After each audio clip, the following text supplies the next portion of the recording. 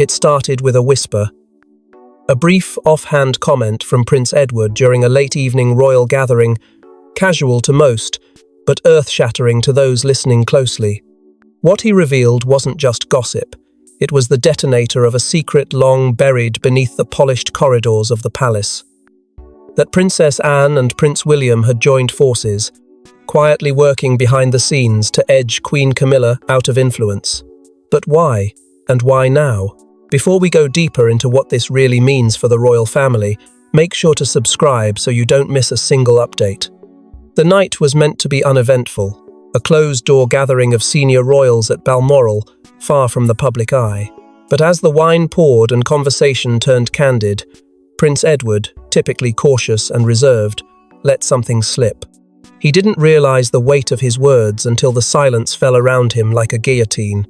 "Well," he had muttered, eyes half lowered. "Anne and William had their reasons for starting all this months ago." The moment passed quickly, conversation awkwardly resumed, but those words starting all this lingered. Within hours, a whisper network among royal aides had ignited like wildfire, and the once silent halls of the palace throbbed with questions no one dared ask aloud. By morning, the information had travelled beyond the castle walls. A senior royal aide, long suspected of sympathising with Camilla's court, leaked details to a trusted tabloid contact. Suddenly, the press had a scent, and it was more explosive than anything since Meghan and Harry's departure. Behind the headlines, however, was something more sinister. This wasn't just a rift, it was a plan. And it didn't begin with Edward.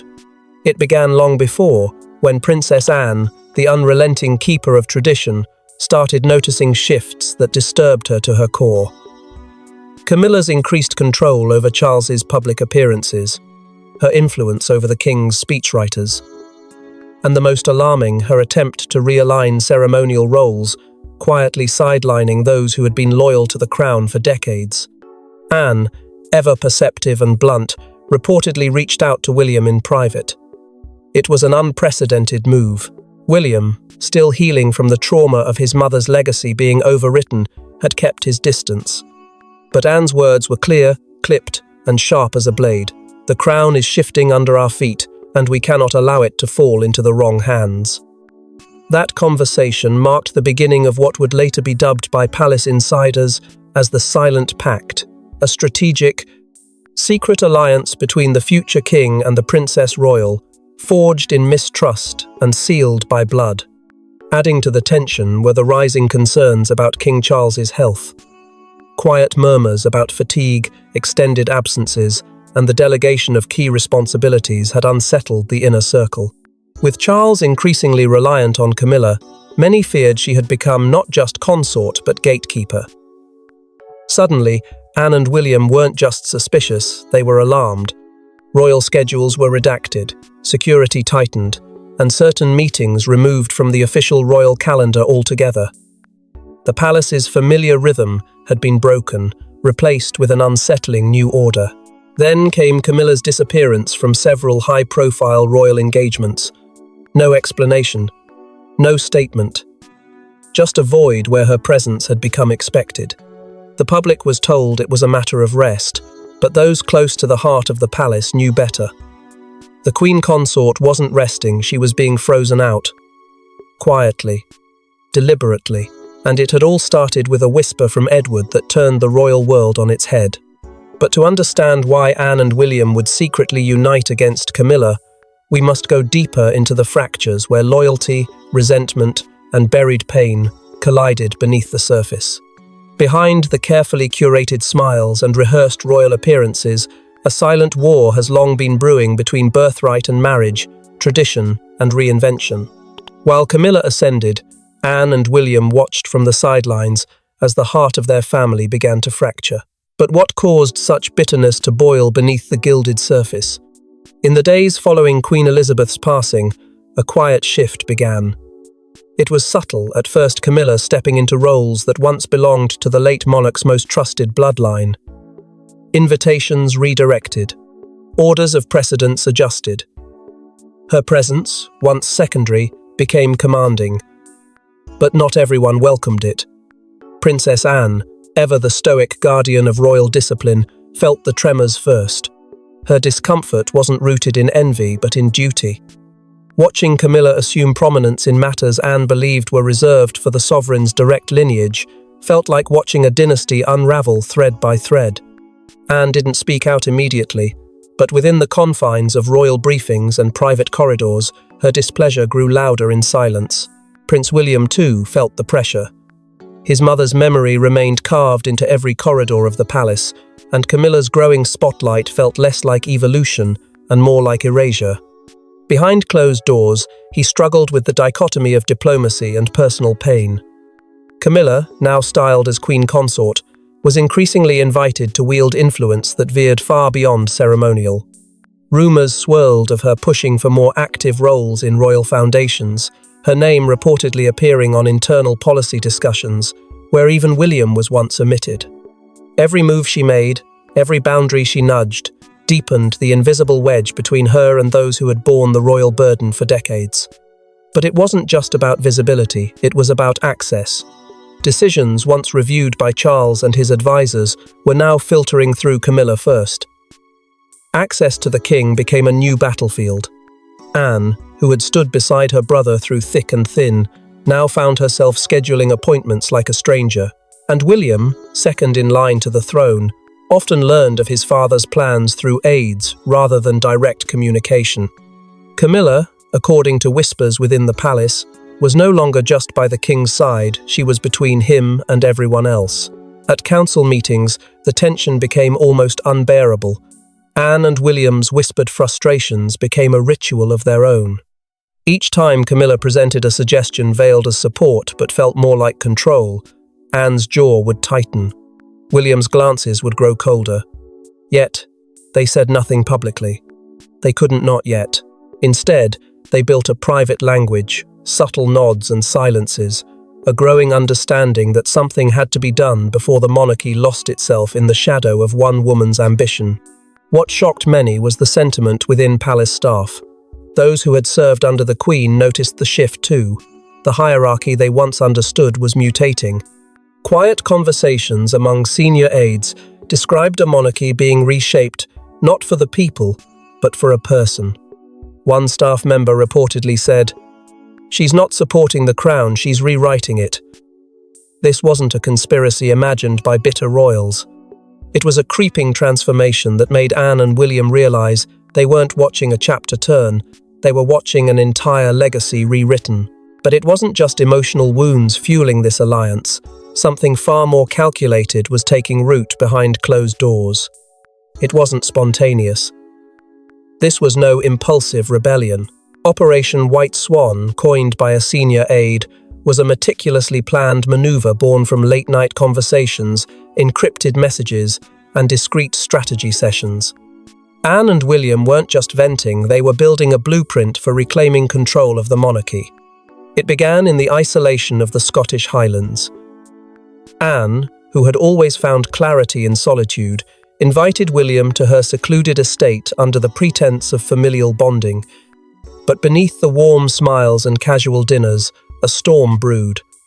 One evening, with only a handful of trusted security nearby, Anne laid it bare. Her words were direct, unembellished, and impossible to ignore.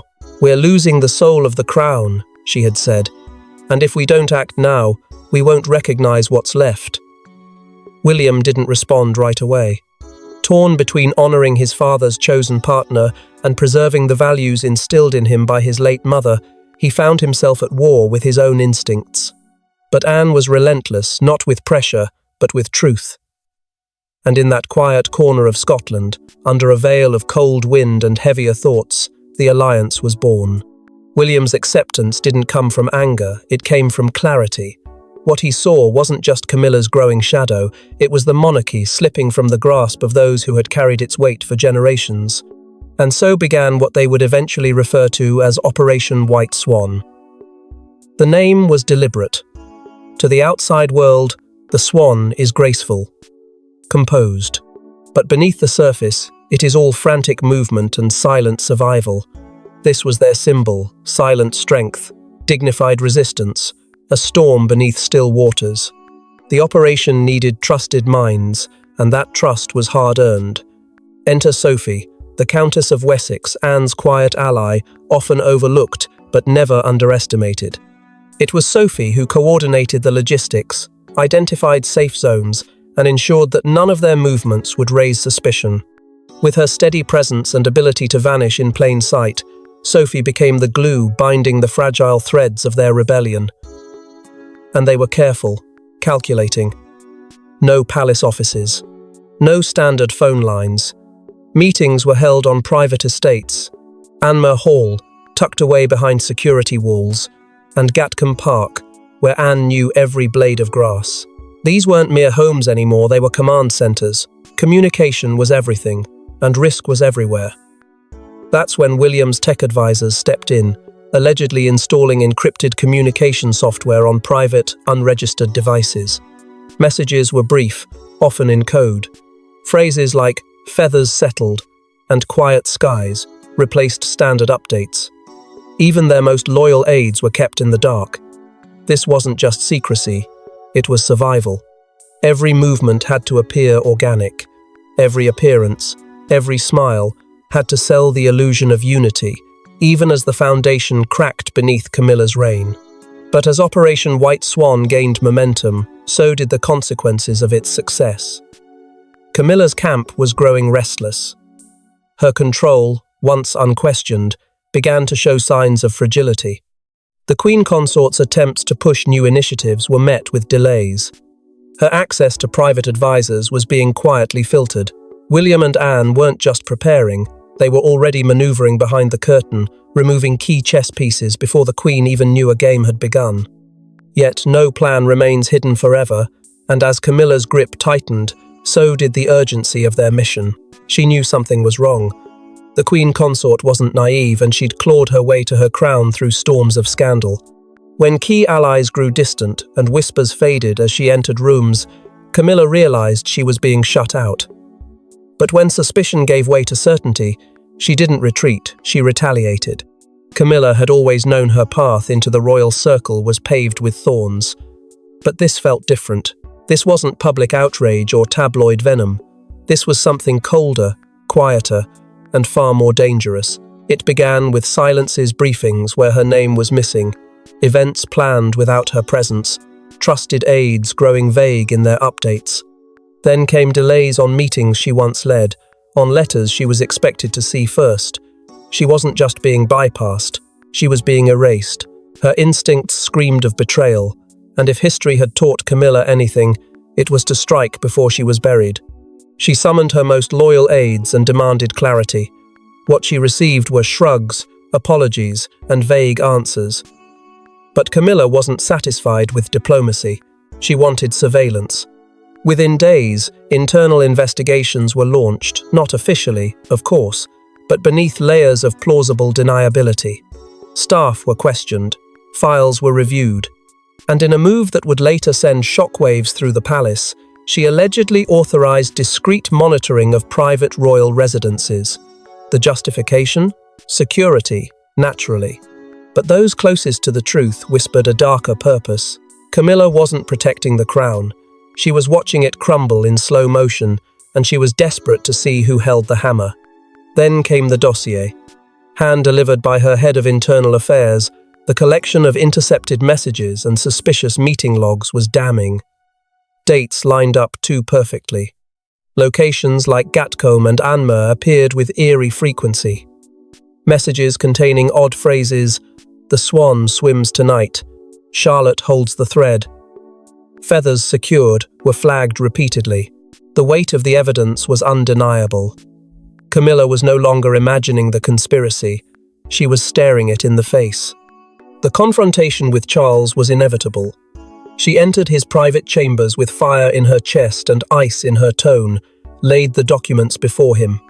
Watched his face shift from confusion to recognition to something far worse, acceptance. "Did you know?" she asked, voice sharp as glass. He didn't answer. That silence was more damning than any confession. And in that moment, Camilla understood. She had lost more than access, she had lost his protection. But the most devastating blow came not from Anne, Not from William, and not from Charles. It came from within. One of her longest-serving aides, someone she had trusted through the worst years of her public exile, had reportedly been feeding information to Sophie. Not for money, not for power, but out of quiet allegiance to Anne. It wasn't betrayal. It was loyalty, just not to her. Camilla's paranoia had been justified, but it had come too late. Her walls were crumbling, and the enemy had been inside all along. But even Camilla couldn't anticipate the final stroke the moment the alliance went public, not by choice, but by royal leak. No one expected Edward to speak, not here, not now. But in a closed-door emergency council session, Prince Edward stunned the monarchy by revealing the alliance with chilling clarity. Was it intentional? A slip? Or a calculated act of sabotage? What he said would change everything. The council chamber had been summoned without notice, triggered by a last-minute cancellation of King Charles's planned visit to a Commonwealth ally. The official reason cited health and scheduling conflicts, but insiders knew better. Something urgent had rattled the family's centre. Senior royals gathered in silence, their expressions tight, their words few. Tension hung thick in the air as Charles entered, followed by Camilla, whose icy gaze flicked across the room. Anne and William were seated side by side, their faces unreadable. But it was Edward, quiet and composed, who would steal the breath from the room. For most of his life, Edward had walked the line of neutrality, dutiful, loyal, restrained. But this time, something in him cracked. Perhaps it was the months of watching power shift without principle. Perhaps it was watching his sister's legacy brushed aside, or his nephew burdened by battles not of his making. As Charles questioned the reasons behind the growing division, Edward leaned forward and, in a voice laced with exhaustion and fire, uttered the words that shattered protocol. They didn't start this out of anger, but out of necessity. Anne and William saw what you didn't. The silence that followed was deafening. Gasps were stifled. Eyes darted across the table. Camilla's hand froze mid-motion, her expression hardening into something between fury and disbelief. William didn't flinch. Anne's chin lifted, as if daring the others to challenge the truth. Camilla rose slowly, locked eyes with Edward, and walked out without a word. Not since the days of Diana had the room felt so divided so suddenly, so sharply. Charles remained seated, staring at his brother as if searching for a lie in his face. But Edward wasn't bluffing. He had said it. And there was no taking it back. Within hours, leaks began surfacing. A senior royal, unnamed but heavily implied to be Edward, had exposed a long-standing internal operation to neutralize Queen Camilla's growing influence. Headlines exploded. Analysts debated the meaning of operation and whether this was sabotage or survival. But within the palace, speculation had already turned to consequence. Had Edward just blown the cover of a calculated revolution, or had he been quietly instructed to? Was it a cry for unity before the family fractured beyond repair, or a veiled warning to those still loyal to Camilla? The king's response was immediate. He called for a private audience with Anne and William, shutting out even his closest aides. No advisors. No Camilla. What was said behind those doors has never been officially disclosed, but what followed in the days ahead made one thing clear. Edward's words had irrevocably changed the game. His truth was out now, and there was no return to silence. The alliance was no longer a whisper. It was a declaration. But as Edward's truth reverberated across the monarchy, Anne and William were already preparing for the next phase. Princess Anne, the unshakable, the unbending, had reached her limit. In a rare act of defiance, she stood before her brother, eyes unflinching, and issued an ultimatum that sent shockwaves through the monarchy. She goes, or I go. What could push the most loyal royal to the edge? It happened at Clarence House. No fanfare, no advisors, just the king and his sister in a room that had once belonged to their mother, now tense with memories and fractured with silence. Anne, never one to dramatize her emotions, entered with the weight of generations on her shoulders. She had tolerated much. She had swallowed the rise of Camilla with quiet dismay. But now, watching the monarchy bend around one woman's ambition, She could no longer stay silent.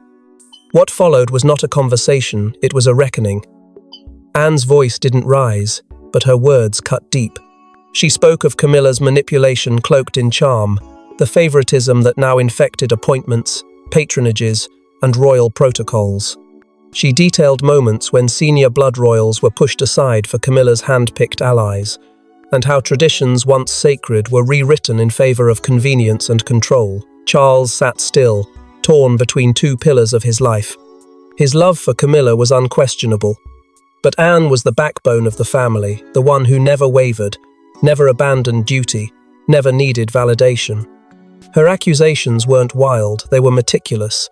She reminded him of their mother's final wishes, of the crown's lineage, and of the message being sent to the world, that royal blood meant less than royal influence. And then came the ultimatum spoken without hesitation, without fear.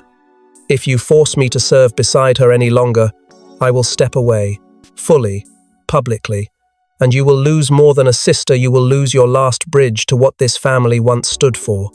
Charles didn't speak right away. His face, worn by age and burden, showed every ounce of conflict. The room fell silent. For a brief moment, neither was royal, just brother and sister standing at the edge of a chasm that neither could cross without consequence. But Anne didn't wait for an answer. She turned, and as she left, the tension didn't fade, it multiplied. Within days, the confrontation, once private, was splashed across headlines. A source from within the foreign press leaked Anne's ultimatum, and the world responded in waves. British tabloids speculated chaos, international outlets declared crisis, and amidst the media storm, a quiet but powerful surge of public support rose not for Camilla, not for Charles, but for Anne. Polling data began to show a clear shift. Approval ratings for Anne soared, with many praising her as the moral compass of the monarchy. William, though silent publicly, was clearly aligned. His public appearances now featured subtle but noticeable absences. Camilla was no longer at his side. And while the palace refused to comment, insiders revealed that Anne's words had shattered the fragile illusion of unity the crown had worked so hard to preserve. The royal family was no longer one house, it was two forces preparing for the inevitable fracture. But while Anne brought fire, William brought strategy, and what he did next would shake Camilla's foundations forever. There were no outbursts, no fiery declarations, just a series of quiet removals. Prince William, now stepping deeper into his role as heir apparent, began trimming Camilla's influence where it hurt most. Behind the scenes, staff reassigned, projects shelved, advisors blocked, and Camilla's world began to collapse from within. The strategy wasn't loud. It didn't need to be. It began with access, simple, silent access. Camilla found herself excluded from confidential royal briefings she had once attended regularly. Meeting agendas were revised without her knowledge, and classified documents no longer passed through her office. Senior aides, loyal to her, those she had groomed into key roles over the years, were discreetly reassigned.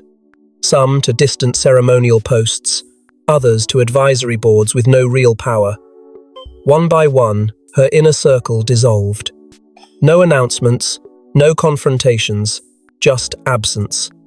And in that absence, she felt the unmistakable grip of William's hand tightening on the reins of power. Then came the programs. Camilla had long aligned herself with specific charities and cultural patronages that reflected her image as a nurturing, modern consort. But those, too, began to vanish.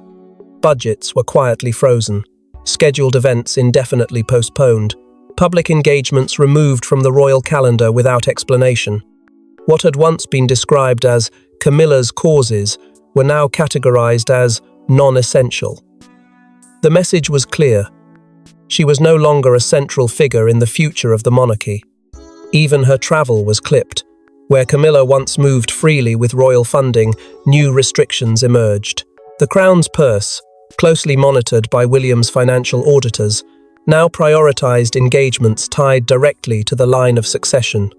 Requests for flights, accommodations, security, all met with polite delays, endless paperwork, or flat denials. She began to realize she was being cornered, not in public, but in private, slowly, relentlessly, with the precision of a prince who had studied her game and was now playing a superior one. But Camilla didn't go quietly. When she finally confronted William in private, the fury in her voice was matched only by the ice in his response. She accused him of betrayal, of orchestrating a silent coup within the palace. William didn't yell. He didn't flinch. He simply told her, in measured, devastating words, "This family serves the people, not personal power plays. That ends now." And with that, he walked away, leaving Camilla not defeated, but exposed. For the first time since marrying into the firm, she realized the power she held was never truly hers, it was borrowed. And now it was being returned to its rightful place. Through it all, Queen Catherine remained silent, but her presence was unmistakable. At every public event William attended, she stood beside him, graceful, steady, unshaken. Her eyes never wavered, her hand never left his. Catherine didn't speak against Camilla, but her allegiance to Anne and William was no secret. Together, they projected something Camilla never could: unassailable unity, unspoken loyalty, and an image of the future monarchy that the public had longed to see. A monarchy not led by division, but by a bond forged in loss, duty, and deliberate action. And then came the reckoning when Charles was forced to choose a side, in front of witnesses, once and for all. He was a king, a husband, a father, and utterly cornered. Charles had navigated decades of controversy to bring Camilla into the fold, only to watch his family fracture before his eyes. With Anne demanding loyalty and William pulling away, Charles faced the question no monarch should ever answer. Who truly belongs at his side? The strain was written across every moment of his day. Publicly he smiled, dutifully he appeared, but in private, behind palace walls thick with silence, Charles unraveled. The pressure was suffocating. Advisors he had trusted for decades now spoke in riddles, avoiding direct answers when Camilla's name arose. Even the staff who once catered to both with equal reverence now paused before saying her title. His inbox, once dominated by affairs of state, now overflowed with commentary, some veiled, others blunt, about the Queen Consort's deepening unpopularity and the rising favour of Anne and William. And, as if that weren't enough, whispers of his health began to circulate once more. Tired eyes, cancelled engagements, behind-the-scenes fatigue that no statement could disguise. The crown felt heavier than ever. But it wasn't the weight of duty, it was the weight of betrayal. In the quiet of night, Charles turned to his most trusted advisors. Men and women who had stood beside him during the darkest moments of his life. He laid out the turmoil, the accusations from Anne, the silent rebellion of William, the growing disconnect with the people. And at the heart of it all, Camilla. One advisor, once fiercely loyal to both, finally spoke with rare candor. "Your Majesty, the institution must come before affection. It always has." That line cut deeper than intended. It echoed long after the meeting ended, trailing Charles into the next morning like a ghost. The confrontation with Camilla was not planned, but inevitable. She knew it was coming. Her expression, when he entered her chambers, was one of cold calculation. He explained the situation not as king to consort, but as a man pushed into a corner. He spoke of Anne's threat, William's strategic distancing, the quiet shift of public sentiment. Camilla listened. At first, she pleaded. Then she raged. And finally, she fell silent. That silence was perhaps the most deafening moment of all. She had always known this day might come. What neither of them said out loud was the truth neither could avoid. The monarchy no longer had room for her influence, not in its future. The decision wasn't broadcast. No formal announcement was made, but the results spoke louder than any press release. Camilla was quietly removed from the circulation of royal briefings. Her security detail was subtly scaled down. Invitations to state-level discussions ceased arriving at her door. Weeks passed. She stopped appearing at engagements. Her name vanished from official schedules. No farewell. No closure. just absence. The palace offered vague statements about rest and private time, but the silence spoke volumes. And then came the moment no one could ignore. Anne, flanked by senior aides, dressed in the firm resolve of someone who had won not with noise but with patience, was seen exiting the palace's east wing. For insiders, it wasn't just a walk. It was a statement. She had stayed. Camilla had not. And Charles, in his grief-laced dignity, had chosen blood over bond, duty over devotion. But even with Camilla's shadow retreating, the alliance's consequences were far from over. One final twist remained. They thought the storm had passed, but in truth, the monarchy had changed forever. As Charles quietly adjusted the line of influence and succession protocols behind palace doors, insiders revealed a stunning shift. Anne and William had restructured the future of the crown, and Camilla's name, now a footnote.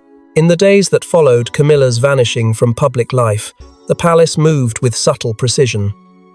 There were no grand announcements, no sweeping declarations, only small decisions with enormous consequences. New appointments rolled in trusted figures from Anne's decades of service, seasoned aides who had stood by William during the darkest hours of his royal preparation. They weren't just staff. They were loyalists. Their roles, now elevated, solidified a network of influence that belonged not to Camilla's faction, but to the alliance that had quietly seized the helm of the royal ship. Even Charles, weary and resigned, began signing off on these changes, piece by quiet piece. He no longer fought the tide, he floated in it. But the most telling change wasn't personnel, it was policy. Behind the gilded walls of the palace, the formal Succession Advisory Council was reshaped, its membership quietly revised, and with it came a new clause, one that stunned insiders when it surfaced. Any lineage tied to Camilla through prior marriage or external relations would hold no influence in advisory or ceremonial roles tied to the line of succession. It was worded delicately, yet the intent was razor-sharp. Camilla's legacy, such as it stood, would not outlive her influence. The crown was being safeguarded not just by blood, but by design. Then came the public signal. A scheduled appearance at a charity dedication drew attention not for who was present, but for who wasn't. William and Catherine stood center stage, flanked by Princess Anne and Prince Edward. The message was unmistakable. It was the first major engagement without Camilla since her elevation as Queen Consort. Photographers caught every angle. News outlets published side-by-side comparisons of previous appearances. Commentators called it a reset. But palace insiders knew better. It was a coronation of a different kind. Not in title, but in presence, power, and positioning. Beneath the surface, even deeper adjustments were made. Royal archives, sealed for decades, were suddenly reopened for review. Ceremonial records were rewritten and registry logs amended to reflect the new royal structure. Behind these quiet bureaucratic moves was a far greater truth: the monarchy was being reshaped to endure beyond Charles. And in that vision, Camilla had no seat at the table. Insiders spoke of a particularly emotional moment when Charles, alone in his private study, reviewed a dossier marking the changes. He didn't protest. He simply signed. It was a farewell not to a woman, but to the version of the crown he had fought so long to build, and ultimately could not preserve. What followed was perhaps the most symbolic gesture yet. Rumours emerged of Princess Anne drafting a private letter, addressed not to Charles, not to William, but to Princess Charlotte. A personal document, allegedly expressing Anne's vision for a future rooted in duty, not politics. It made no mention of Camilla, but carried the weight of everything that had come before. The letter, if true, would signal that Anne wasn't just safeguarding the crown in the present, she was shaping its guardians for generations to come. And so, the monarchy didn't fall, but it transformed. In silence, through shadow and storm, a new era was born. Thanks for watching. Please don't forget to like and subscribe, and we will see you in next one.